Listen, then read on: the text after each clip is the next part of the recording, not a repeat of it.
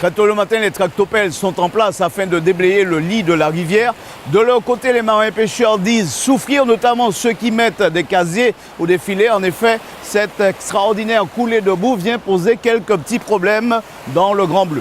Nous avons deux, trois casiers seulement à lever, nous avons essayé de lever pour voir si nous pouvons manger petit bon dedans, mais ça vient difficile. À dire vrai, le phénomène n'impacte heureusement pas toute la profession. Ici, aux prêcheurs, l'on recense à peu près une trentaine de marins enrôlés. La plupart du temps, ils vont pêcher sur les DCP. Ceux qui disent subir les effets des coulées de boue sont en fait ceux qui posent des nasses à proximité de la côte ou qui pratiquent la Seine. La Picatobi, quand même, tout. La descend dans la mer.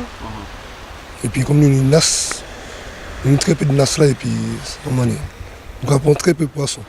À peine 10 kg de poissons, et puis, à sous 20 nasses. La rivière qui a descendu, qui a mené en l'eau sale, qui a mené bois dans la mer, nous peut pas nous quoi, surtout. Et puis au niveau de la pêche là, comme de l'eau blanche, quand on pêche, nous pas arriver pour poisson qu'on nous pas poisson d'habitude. Jean-Guy, pêcheur très connu dans la commune, a trouvé un moyen de contourner la difficulté en proposant à ses voyageurs de visiter les merveilleux sites qu'offre Dame Nature le long des anses du prêcheur. En 2010, on est resté pratiquement 3 mois. Et après, il y a eu les effets, parce que bon, quand la couche de boue se pose au fond, et c'est problème pour pêcheurs et aussi même ceux qui font de la plongée.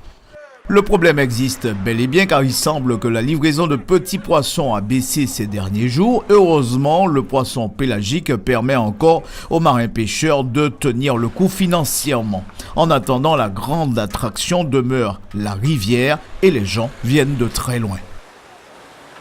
Une chose est sûre, le phénomène est bien réel, mais au point de paralyser une profession tout entière, on en est encore loin, heureusement. Pour l'instant, ce que les Préchotins veulent surtout, c'est que l'on vienne visiter la commune et puis, pourquoi pas, aller dans les bons restaurants.